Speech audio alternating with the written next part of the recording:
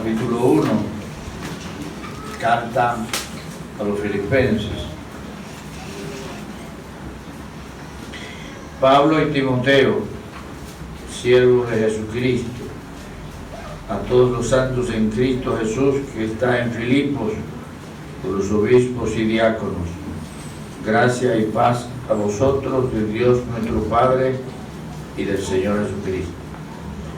Doy gracias a mi Dios siempre que me acuerdo de vosotros, siempre en todas mis oraciones, rogando con gozo por todos vosotros, por vuestra comunión en el Evangelio desde el primer día hasta ahora, estando persuadido de esto, que el que comenzó en vosotros la buena obra, la perfeccionará hasta el día de Jesucristo.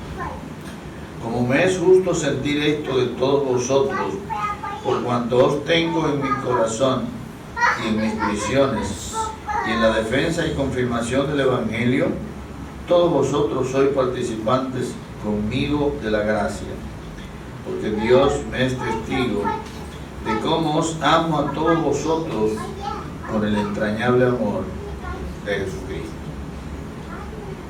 Y esto pido en oración, que vuestro amor abunde aún más y más en ciencia y en todo conocimiento, para que aprobéis lo mejor, a fin de que seáis sinceros e irreprensibles para el día de Cristo, llenos de fruto de justicias que son por medio de Jesucristo, para gloria y alabanza de Dios. Gracias, Señor, por tu palabra. Úsala en esta hora. Y te pido, Padre, que tu siervo pueda ser un instrumento útil ahora para comunicarlo. El propósito de reunirnos aquí es darte a ti el honor y la gloria. Tú eres el centro de toda la atención. El propósito de reunirnos es adorarte, alabarte, glorificarte. Queremos ser instrumentos útiles para ti en todo el sentido de la palabra. Y tu siervo ahora en la comunicación de tu palabra para tu pueblo. Así que ilumínanos con tu Santo Espíritu y guíanos, Señor, para que todo lo que hagamos dé cumplimiento a ese deseo de glorificar tu nombre. Te alabamos, Padre, y bendecimos tu nombre. Gracias, en el nombre de Jesús. Bien, hermanos, rogando con gozo, rogando con gozo. Ese es el título del mensaje. Rogando con gozo. ¿Qué es un ruego? En una ocasión hablamos de las diferencias, cuando hablábamos de los diferentes tipos de oración, ¿se acuerdan? Y el ruego es un tipo de oración, pero no todas las oraciones son así. Sin embargo, Pablo especifica aquí, ¿verdad?, que él está rogando con gozo. Dice, siempre en todas mis oraciones rogando con gozo por todos vosotros. Rogando con gozo. Orando con gozo por todos vosotros. Una de las bendiciones de la oración es cuando nosotros oramos con gozo. La tradición religiosa nos enseña a nosotros, por ejemplo, que los peregrinos, la gente que va a Higüey, tenía por norma arrodillarse y recorrer distancias grandísimas, pelándose la rodilla para que lo vean, sangrando. Yo no sé si esa persona realmente está gozando eso. En México lo hacen, se ve. México es un país muy religioso. En estos días estaban celebrando no sé qué. Oiga, y eso lo presentaron en CNN como bueno. Gente así. Oiga, yo no sé. Dios no nos manda a arrodillarnos sobre un guayo, ¿verdad que no?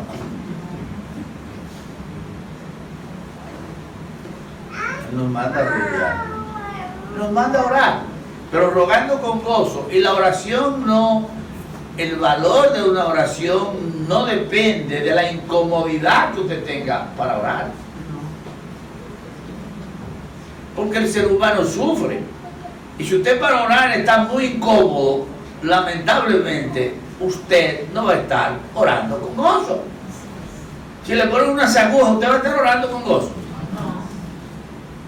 Ahora, tampoco vamos a ser tan cómodos que queramos que nos pongan qué. No sé, o sea, quiero que usted me entienda lo que estoy diciendo. Claro, el gozo está aquí, en tu mente, en tu corazón. No siempre cuando usted se arrodilla o cuando usted está en un lugar orando a Dios, su estado de ánimo es el mismo, ¿verdad que no? No es el mismo. Digo, el mío no es el mismo. Pero hay momentos, hermano, en que estamos orando y hay un gozo interior en nosotros, como que se siente diferente. ¿Verdad que sí? No siempre usted ora igual. Para lo ideal es que usted y yo oremos con gozo. Que ese momento deseado de ir a hablar con Dios haya gozo en nosotros. Que no sea un castigo, que sea como un deseo ferviente de estar hablando con Dios. Que uno haga ver a Dios en su corazón y en su mente, que uno siente un privilegio de estar hablando con Él, de estar expresando palabras a Él, o en tu mente comunicándote con Él. Y Pablo le dice a la iglesia que él estaba rogando con gozo. Entonces, hermanos, eso es muy importante. Cuando oramos haciendo ruegos, entregamos el corazón por completo y eso trae gozo. Pero mejor es aún cuando la oración como deseo viene acompañada con gozo. El apóstol Pablo nos dice aquí que él hacía ruegos con gozo cada vez que se acordaba de los hermanos de Filipo. Qué bueno sería que cuando usted se acuerda de un hermano, que usted está orando y en medio de la oración ese hermano viene a su mente y usted ora por él y que usted lo haga con gozo. Porque si Dios te lo puso en la mente en medio de la oración, eso implica que Dios quiere que tú lo recuerdes. Entonces hazlo gozoso. Señor, gracias por traer a la mente al hermano fulano, a la hermana fulana. No estaba en mi mente cuando empecé a orar. Yo tenía en mi mente una lista de cosas para orar, pero en medio de la oración Dios me trajo eso. ¿No le ha pasado? Yo tengo una oración permanente de cada día. No sé si el Señor dice, pero muchacho, cambia eso. Me tienen cansado de lo mismo. Pero yo tengo una razón. Yo tengo que orar por mí, yo tengo que orar por mi esposa, yo tengo que orar por mis hijas, por sus esposos, por mis nietos. Y tengo que orar por esta congregación. Amén. Porque estoy aquí, tengo que orar por la congregación, tengo que orar por los hermanos, tengo que orar por familia. No la menciono todas porque entonces, pero menciono algunas y luego otras. Pero fundamentalmente mi oración base es la primaria a la que le estoy. Yo oro por mi familia y por la iglesia.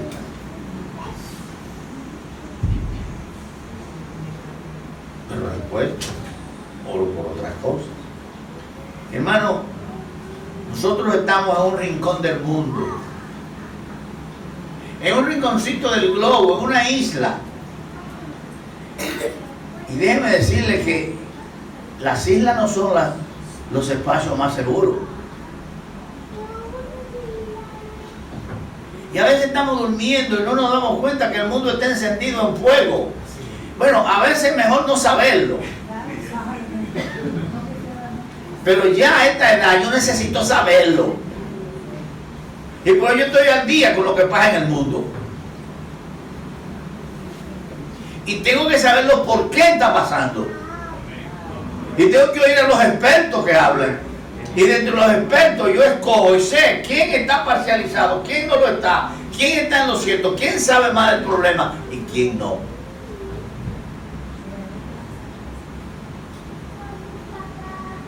Ya es tiempo, hermano, de que nosotros no nos dejemos confundir. Necesitamos orar con gozo y necesitamos saber el valor que tiene la oración.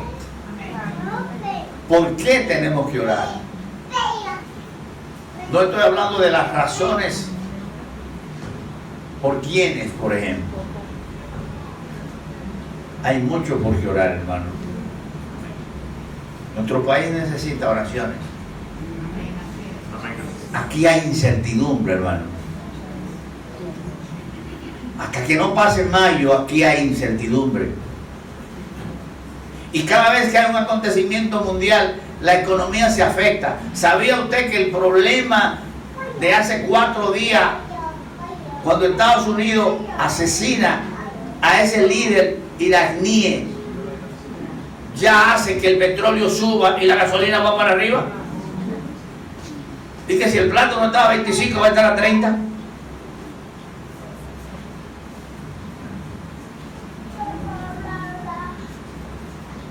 Porque a veces lo que prima son los intereses.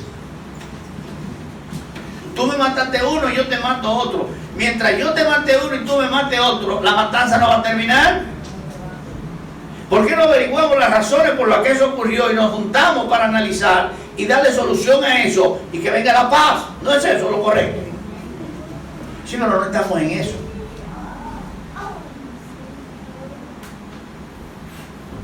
Tú me das y yo te doy. Tú me das y yo te doy. Tú me das y yo te doy. Guerra permanente. Necesitamos orar, hermano. Aquí el apóstol Pablo dice que él oraba por los hermanos y que estaba rogando con gozo. Rogando con gozo. Él estaba gozoso. Esta carta, a pesar de haber sido escrita en la cárcel, está llena de expresiones donde se deja ver el gozo del apóstol por estos hermanos que se habían distinguido por su amor y gratitud hacia él. Si vemos la salutación, vemos que junto a su hijo en la fe, Timoteo, les escriben a esos hermanos en la iglesia de Filipos, a quien identifican como santos en Cristo Jesús, expresándoles sus deseos de que tengan gracia y paz. Gracia y paz son las dos expresiones de Pablo en las salutaciones. Gracia y paz. Dos tipos de saludos: un saludo griego o un saludo, ¿verdad? Y un saludo hebreo. Jesús, paz. Es por la gracia de Dios que nos llega también su paz. Así lo vemos en Romanos 5.1, cuando dice, ¿qué dice Romanos 5.1? Justificados pues por la fe tenemos paz para con Dios. Necesitamos hacer la paz con Dios y vivir en paz con Dios. Necesitamos hacer la paz con Dios y vivir en paz con Dios. Usted hace la paz con Dios cuando usted sabe que está en pecado y usted se arrodilla y pide perdón. Cuando usted le pide perdón a alguien con el que usted tiene diferencia, usted está haciendo la paz con Dios. Porque mientras usted no haga eso, usted no está en paz con Dios. Y déjeme decirle, si usted no está en paz con Dios, usted no está en paz con usted. Si no estás en paz con Dios, vos no estás en paz contigo mismo. Cuando estamos en paz con Dios, estamos en paz con nosotros mismos. Eso es lo más importante, hermano. Como decimos, yo tengo mi conciencia tranquila. Si tu conciencia está tranquila, pueden haber dos cosas. Si tú estás bien con Dios y tu conciencia está tranquila, porque tú eres hijo de Dios, tú estás bien. Ahora, si tú dices que tu conciencia está tranquila y tú sabes que que has hecho algo, entonces lo que está pasando contigo es que tu conciencia está cauterizada. Y ya las cosas no te afectan para nada. Y tú sí estás en peligro, porque no hay esperanza de salud para ti. Es como el que dice, a mí nadie me cambia, porque yo soy así. Entonces, si tú eres así, tú eres un caso perdido. Si tú no cambias, tú eres un caso perdido. Porque yo voy a cumplir 80 años y yo tengo que cambiar, ¿o no? Pastor, ¿todavía un viejo como usted cambia? Pues sí. Porque mi mente todavía puede evolucionar.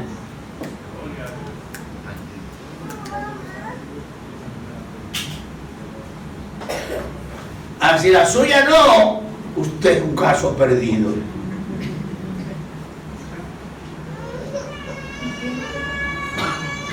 Si usted está tan oscuro, tan oscura, si usted no ve eso, entonces, hermano o hermana, necesita cambiar.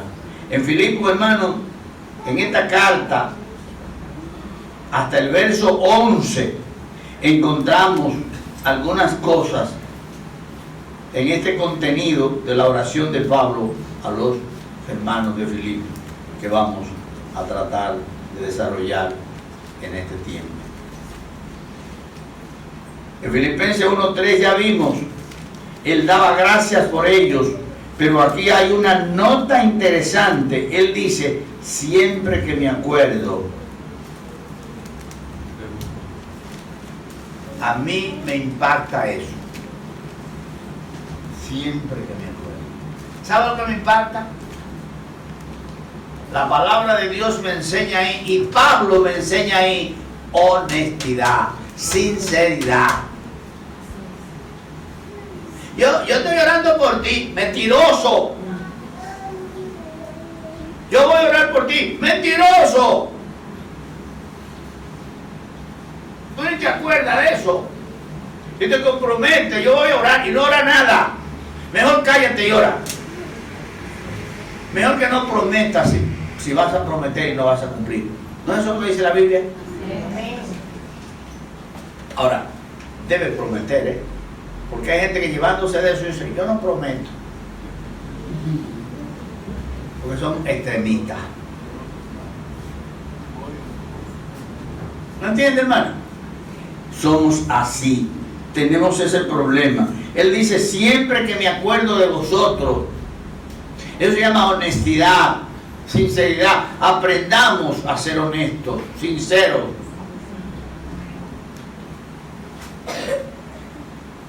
Esto es un dato de trascendente, aunque pase inadvertido, porque implica una actitud de honestidad, de sinceridad, cosa por la que él ora, en lo que nos expresa más adelante.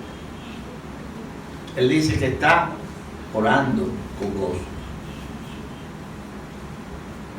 pero que él ora cada vez que se acuerda. Y yo me imagino que Pablo se acordaba muchos ratos, muchas veces de los hermanos de Filipos, porque más adelante él habla de ellos como la iglesia que se acordó de ellos para enviarles, ¿sabe qué? Ayuda.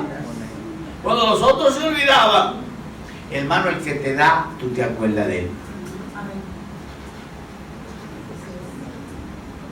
Le iba a hacer un chiste. No la tengo, tranquilo.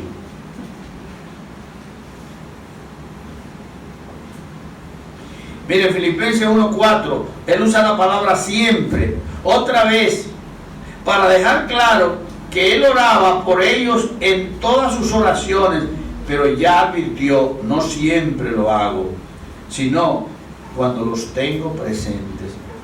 La particularidad de sus oraciones por ellos era que lo hacía rogando con gozo. Eso sí era seguro. Cuando estoy orando con ustedes, yo estoy gozoso. ¿No es lo que le está diciendo?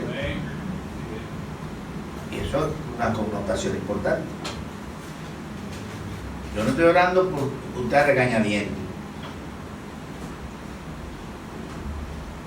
Yo estoy orando en mi casa por usted. Usted no me llamó para que yo ore por usted. Entonces, ¿por qué tengo que hacerlo? ¿No debo hacerlo con gozo o no? Eso él le está diciendo. Él le está diciendo cuál es su actitud cuando ora por ellos. Y esos son detalles sencillos, hermano, pero trascendentes. Mire, hay gente que le ama más de lo que usted se imagina. ¿Sabía eso? Déjeme decirle, todo el que le abraza y se ríe con usted, necesariamente no lo ama más que algunas personas que no hacen eso. ¿Usted me está siguiendo? Amén. Hay gente que no ha hecho eso nunca y le ama.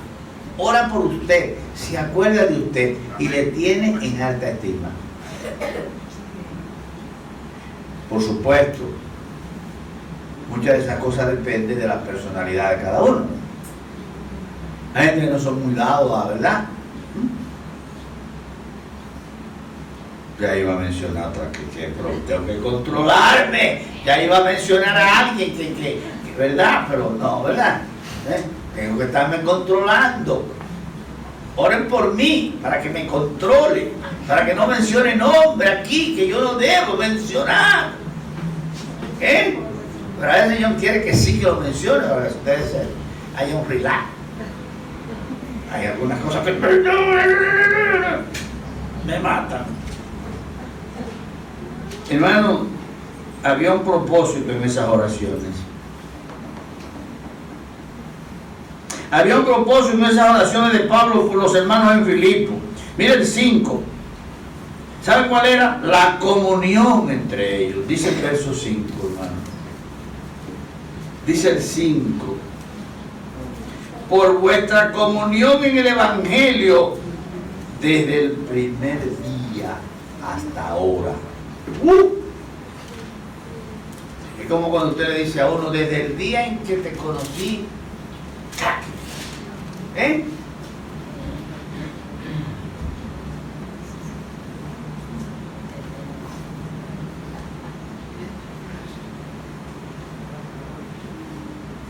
no sabe nada. Hay personas que tú ves la primera vez y se impregna una relación. Y eso queda así. A veces dejan de verse. Y eso es un punto tan clave. Cuando se encuentran de nuevo, vienen. ¿No le ha pasado a usted? Sí. ¿No tiene amigos usted? Sí. Gente así, ¿verdad? Y Pablo, el propósito de la oración de Pablo era por la comunión con ellos en el Evangelio. Es decir, la iglesia de Filipo impregnó a Pablo de amor. Pablo vio el amor que ellos tenían por él. Pablo se dio cuenta de que eran capaces los hermanos de Filipo por él. Entonces él está orando con gozo por el entrañable amor que tenía por ellos, con gozo, y era por la gran comunión. Eso es lo que dice el verso 5. Por vuestra comunión en el Evangelio desde el primer día. Oye, desde el primer día hasta ahora.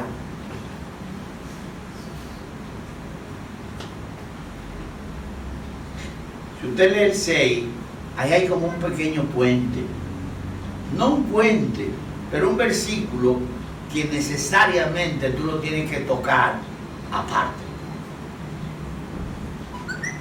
Porque si tú lees 7, que es el que sigue, y empieza de nuevo, dice, como me es justo sentir esto. Oye, como me es justo sentir esto de todos vosotros, por cuanto os tengo en el corazón y en mis prisiones y en la defensa y confirmación del Evangelio, todos vosotros sois participantes conmigo de la gracia.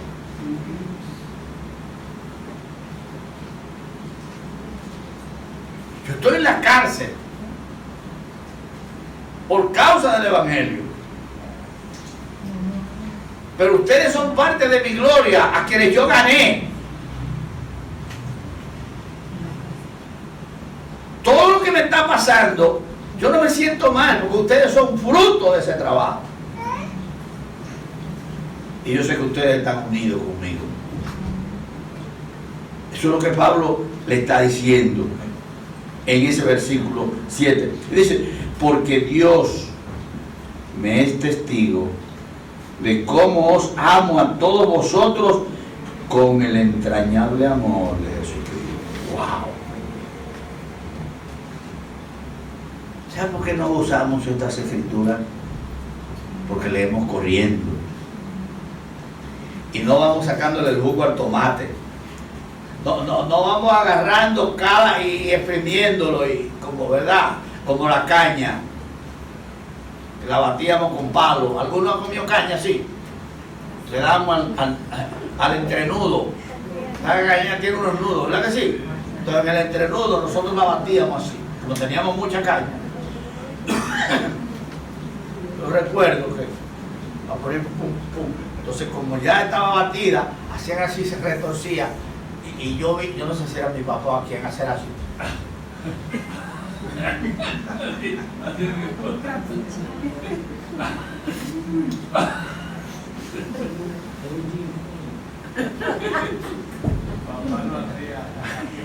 Ahora, cuando estábamos en el ingenio, no había que hacer eso. Porque en el ingenio nada había que ir a donde estaba el guarapo, agarrar un jarro, coger ese guarapo, echarle limón, exprimirle el limón o naranja agria y ponerse así de guarapo. Eso sí que eso fue. ¿Usted nunca vio guarapo de caña? Lleva guarapo de caña con limón o con agrio de naranja para que usted sea. Domingo le gusta eso. Él tenía un molino ahí, trajo una vez. Domingo trajo una vez aquí, hicimos un asado y tenía una cuestión de modelo. Yo me acuerdo. Yo no he probado eso. Ahí está. Ahí está. Ahí está. Pablo expresa algo muy personal hacia los hermanos en Filipenses 1, 7 y 8. Le era justo sentir lo que sentía por ellos, pues ellos estaban en su corazón, aún estando en prisión, porque ellos habían sido solidarios con él. Pablo le confiesa el amor que siente por ellos en ese versículo 8. Esto que Pablo expresa en Filipenses 1, 7 y 8 tiene su causa en cómo fueron ellos con él, cosa que expresa en forma personal en todo el capítulo, desde el 10 hasta el verso 28 después. Él va hablando de todo eso y pasa por un versículo clave donde dice, porque para mí el vivir es Cristo y el morir es ganancia. Mas si el vivir en la carne resulta para mí en beneficio de la obra, no sé entonces qué escoger. Se pone en aprieto. El apóstol se pone en aprieto, él no sabe qué escoger, si una cosa o la otra. Pablo retoma el propósito de la oración por ellos en el versículo 9 hasta el 11. Acuérdense que él oraba con gozo por ellos, por la comunión entre ellos. Y ahora, en esta segunda etapa, él toma de nuevo esta oración. Y aquí hay algo trascendente, muy grandioso. Él dice, y esto pido en oración, que vuestro amor abunde aún más y más en ciencia y en todo conocimiento, para que aprobéis lo mejor, a fin de que seáis sinceros e irreprensibles para el día de Cristo, llenos de frutos de justicia, que son por medio de Jesucristo, para gloria y alabanza de Dios.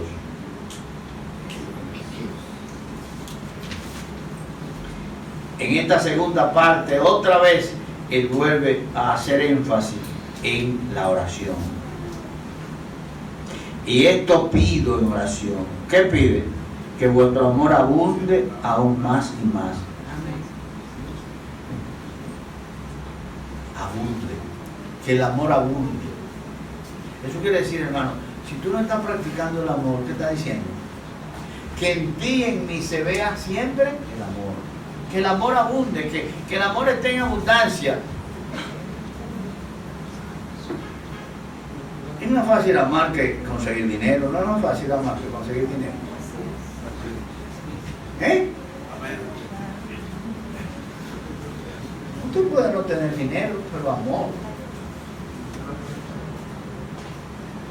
El dinero se ha puesto difícil conseguirlo para algunos, ¿verdad? Para otros no, pero el dinero, hay dinero, no hay dinero. El que tiene dinero, pero el amor. Demos amor, hermano. Que vuestro amor abunde aún más y más. Dice, en ciencia y en todo conocimiento. La ciencia y el conocimiento van de la mano. Estamos viviendo tal vez la época más extraordinaria del campo del conocimiento.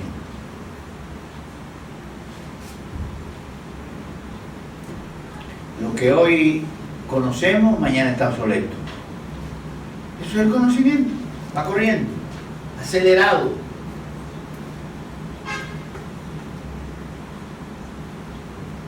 La ciencia. ¿Qué es ciencia? En la Biblia, la ciencia se refiere al conocimiento de Dios, a la búsqueda del conocimiento de Dios. Pero déjeme decirle, por lo que yo puedo entender, ¿en qué consiste la ciencia?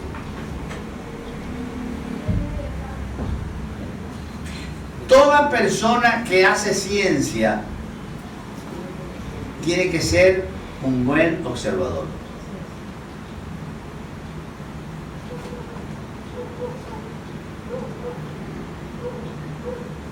Tiene que ser un buen observador. Después de ser un buen observador, debe tener preocupación por un problema. Algún problema. Yo observo un problema y me inquieta. Y yo entro a analizar ese problema. Y yo ando buscando por qué es ese problema y cuál es la respuesta que tiene ese problema. ¿Cómo yo le puedo dar respuesta a ese problema?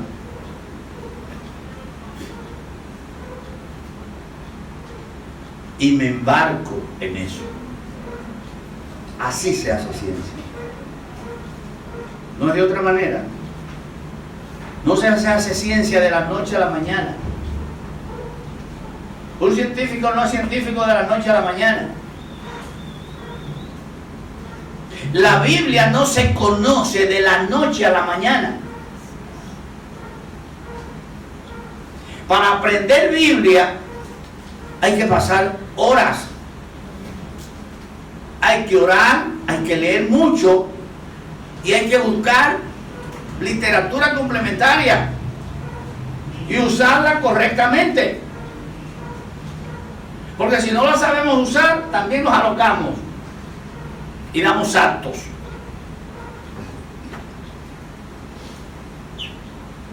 ¿Te acuerdas lo que decíamos esta mañana sobre el evangelismo y el trabajo?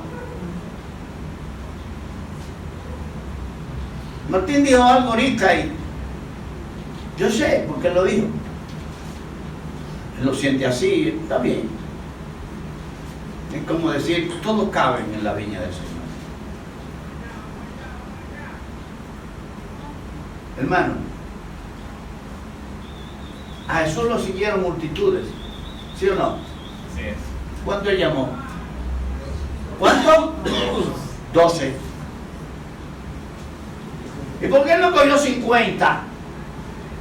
¿Por qué eligió 12? ¿Por qué se detuvo a trabajar con 12 y no con 100, con 200, con 300, donde había multitudes que lo seguían? ¿Cuántos de estos jóvenes que están aquí están dispuestos a irse al ministerio?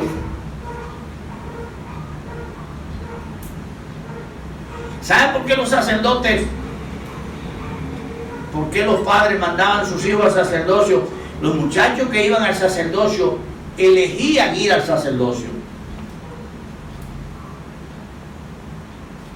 Y elegían ir al sacerdocio. Primero tenían talento, capacidades, porque ir a un seminario de eso implicaba tener capacidades, porque si no, salían corriendo, porque tenían que ser guardias, ejercitarse como un guardia, y después de ejercitarse como un guardia, tirar muchas páginas para la izquierda,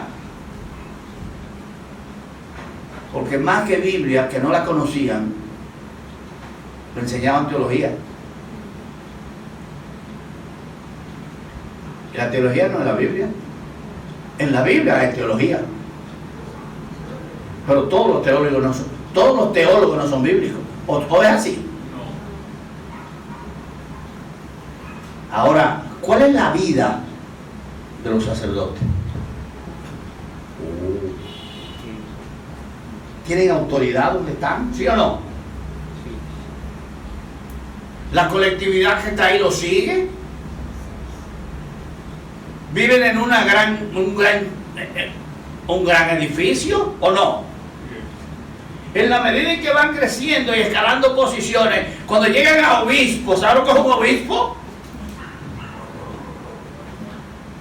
El obispo de San Juan dirige a San Juan, dirige a Asua, dirige a Las Martas, dirige al Cercado, dirige a Elías Piña, dirige a todos esos pueblos aledaños, todos esos curitas que están por ahí, están bajo su rey. Cuando el general llega a San Juan, al primero que tiene que ir a visitarlo, llamarlo, ¿saben quién es? Es al obispo. Porque si el general no busca al obispo y mañana hay un lío con alguien y el obispo llama, lo quitan de ahí.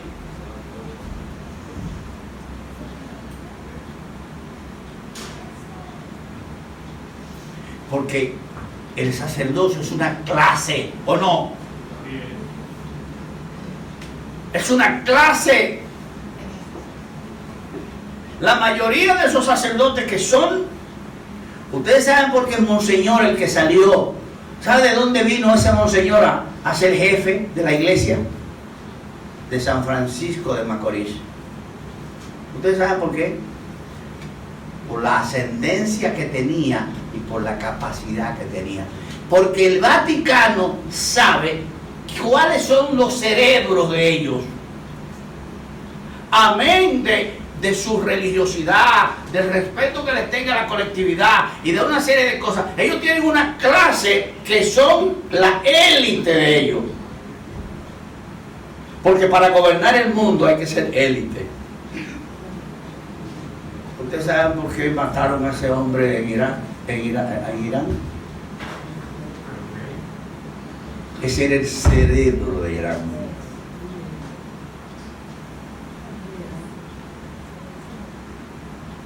El segundo, y probablemente segundo, pero más que segundo, primero. Posicionalmente era segundo, pero él era el primero.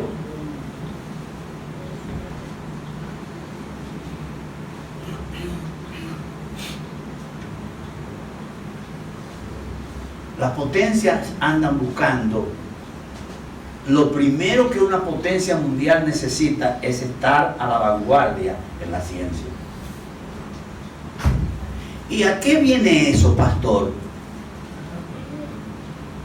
¿Sabe a qué viene? La mayoría de ustedes quiere ir a la iglesia de, ¿cómo se llama? El teólogo, Miguel Núñez. ¿Por qué? Es verdad, es una iglesia grande. Sí, pero Miguel Núñez es médico especialista. Miguel Núñez es un científico.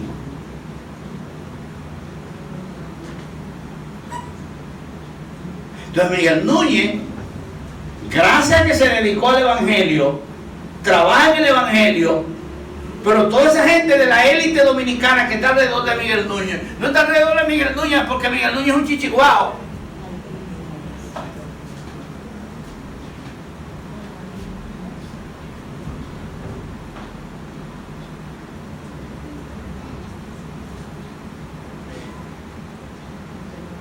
Cuando José empezó a ministrar,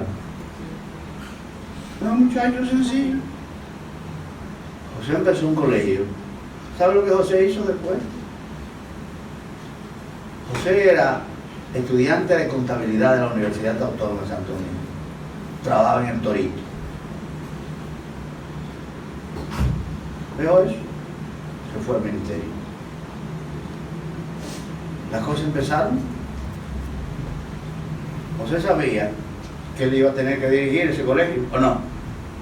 ¿Usted sabe lo que hizo José? Estudió educación. Porque no va a tener una directora de educación ni a nadie en educación sin él saber nada para que le hagan cuento.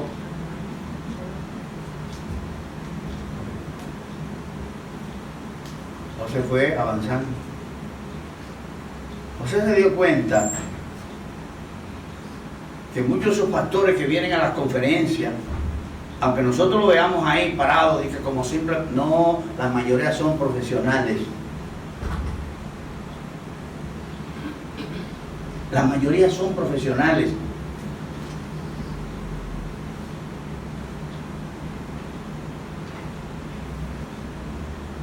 ¿Qué hizo José?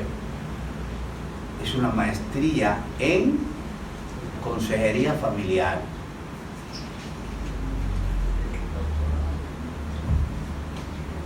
Esa iglesia está creciendo. Hay una clase media alta que es la que asiste, ¿o no? Tengo que prepararme.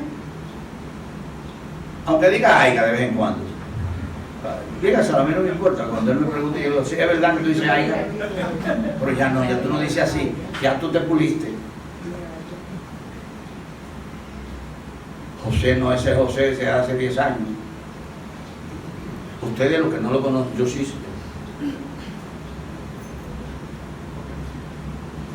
Terminó un doctorado en Biblia. Por correspondencia, como sea, por un doctorado. ¿Por qué? Porque José está predicando en las conferencias ¿de qué? De fuego de evangelismo. Está al lado de esos grandes predicadores de fuego de evangelismo. Y él no va a estar allí diciendo tonterías. ¿Entiende, hermano? Ay, no, lo que... Ajá.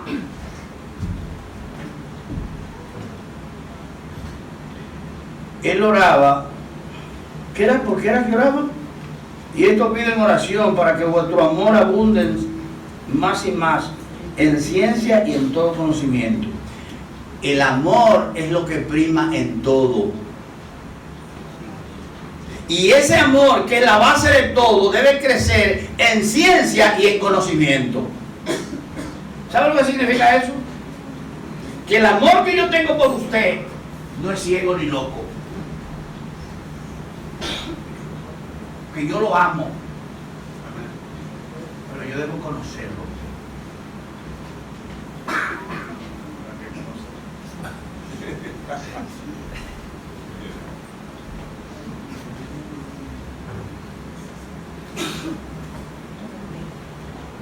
La Biblia es el libro más profundo que existe.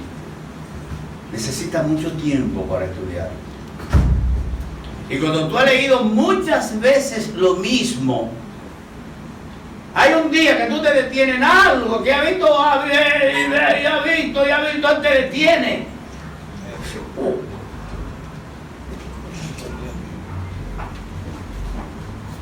¿Por qué? Porque esta es la mente de Dios. Pablo en su inspiración llegó a decir que nosotros tenemos la mente de Cristo. Hermanos, si usted y yo tenemos la mente de Cristo, ¿por qué la tenemos pagada? ¿Por qué tenemos 15, 20 años, 25, 30 años en el Evangelio y no sabemos el ABC del Evangelio?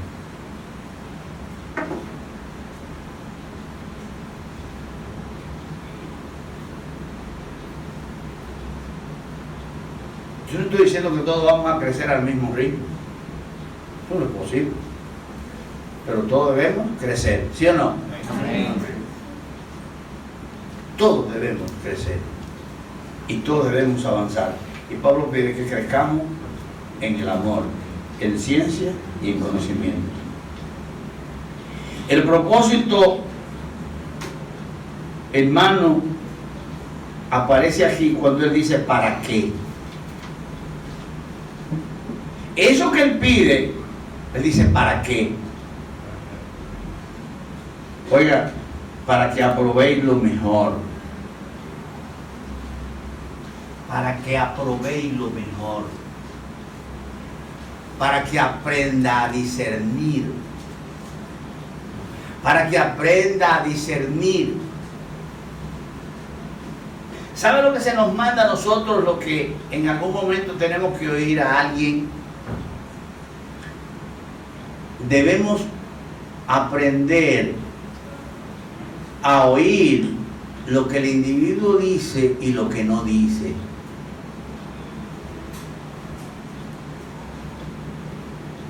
Estás hablando, pero detrás de lo que estás hablando hay cosas que no dices, pero lo estás diciendo. Y el yo que te oigo sé que está resonando ahí.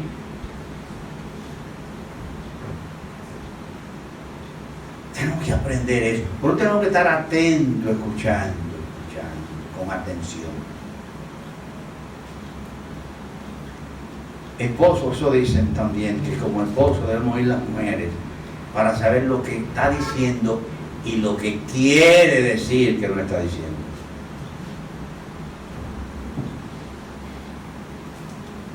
Te está diciendo, oíste, pero también te está diciendo cosas que están detrás.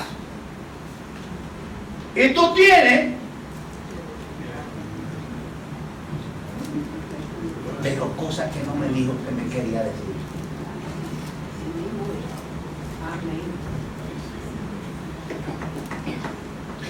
Eso es sabiduría, ¿o no? Entonces, si usted entiende eso, usted va a estar mejor preparado para reaccionar frente a eso.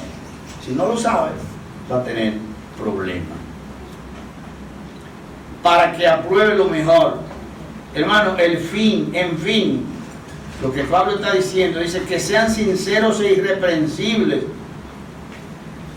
para cuando se presenten ante el Señor. Recordemos lo que decíamos en Filipenses 1:4, cuando él dijo: siempre que me acuerdo de vosotros. Si usted y yo no somos honestos, no podemos pedirle a otros que lo sean. Y si le pedimos a Dios que lo haga con otros, primero debemos pedir para que nosotros lo seamos. La honestidad debe ser un sello de todo creyente. Desde que usted y yo nacimos de nuevo, ya esa vida vieja hay que abandonarla. Esa vida de mentira hay que abandonarla. Esa vida de encono innecesario hay que abandonarlo. Esa vida de orgullo hay que abandonarla. Ese yo que me carcome hay que abandonarlo. Eso es nacer de nuevo, hermanos.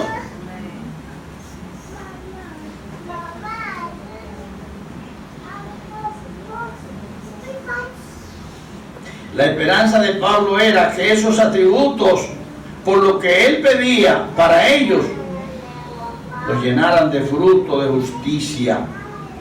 Eso venía por medio de Jesucristo para gloria y alabanza de Dios. Frutos de justicia. Hermano, el propósito de todo lo que usted y yo hagamos debe ser fruto de justicia. Fruto de justicia. Sembrar para cosechar justicia. Finalmente, el versículo que se quedó, que no hemos visto, el 6. ¿Se acuerdan que lo saltamos? Sí. Todo lo que Pablo pedía para ellos era por su convicción en Dios. Todo lo que Pablo pedía era por su convicción en Dios. ¿Y cuál era la convicción de Pablo? Él estaba persuadido y sabía que ellos también lo estaban.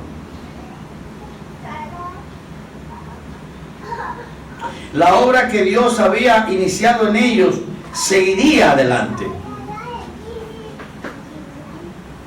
Es como que yo diga, yo espero que esta iglesia siga adelante. Amén. Que esta iglesia crezca, avance.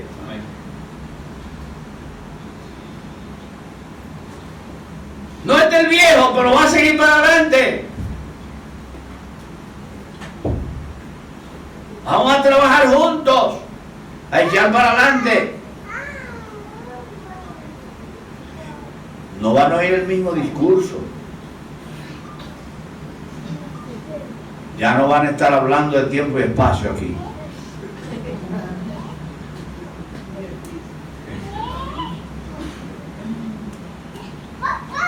Pero le van a hablar de la palabra de Dios. Eso es lo más importante. Ellos irían creando hasta el día de Jesús, ellos irían creciendo hasta el día de Jesucristo. De eso habla Pablo en Efesios 4:13, cuando dice, todo lo puedo en Cristo que me fortalece. Hasta que todos lleguemos a la unidad de la fe, pues el propósito de esa oración de Pablo a los hermanos de Filipo es lo que expresa Filipenses 4:12 y 13. ¿Se acuerdan de 4:12 y 13? Efesios 4:12 y 13. En Efesios 4:12 y 13 el mismo apóstol dice lo siguiente: a fin de perfeccionar a los santos para la obra del ministerio, para la edificación del cuerpo de Cristo, hasta que todos lleguemos a la unidad de la fe y del crecimiento del Hijo de Dios, a un varón perfecto, a la medida y a la estatura de la plenitud de Cristo. Ese es el camino a recorrer. A fin de perfeccionar a los santos para la obra del ministerio. Dios inicia la buena obra en los hermanos de Filipo y la perfeccionará. Así lo asegura el apóstol Pablo en Filipenses 1:6. ¿Qué es lo que él dice? Estando persuadido de esto, que el que comenzó en vosotros la buena obra, la perfeccionará hasta el día de Jesucristo. Hace 2 semanas que Rafael predicó un mensaje referido a qué, ¿cuál era el tema? La perseverancia. Perseverancia. Seguro del camino a donde vamos.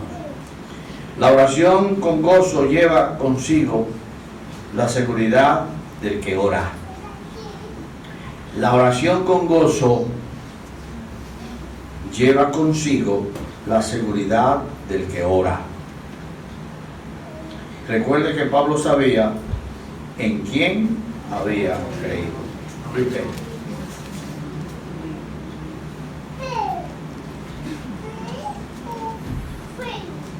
Si no sabe en quién ha creído, usted no va a orar con gozo. Si sabe a quién le creyó, orará con gozo. Por la iglesia con gozo, por su familia con gozo, por usted con gozo. Oremos con gozo, rogando con gozo. Sintámonos gozosos cuando estemos orando. Gracias, Señor, por tu palabra. Síguenos hablando en esta noche. Motívanos para que nuestras oraciones sean con gozo. No con tristeza, no con pesadez, sino con gozo. Para que nos animemos más y más a orar cada vez. Trae bendición a tu pueblo hasta que sobreabunde. Y dirige el tiempo que continúa ahora, cuando estemos repartiendo el pan y el vino en esta noche. Te alabamos, Padre, bendecimos tu nombre y te damos muchas gracias. En el nombre de Cristo. Amén.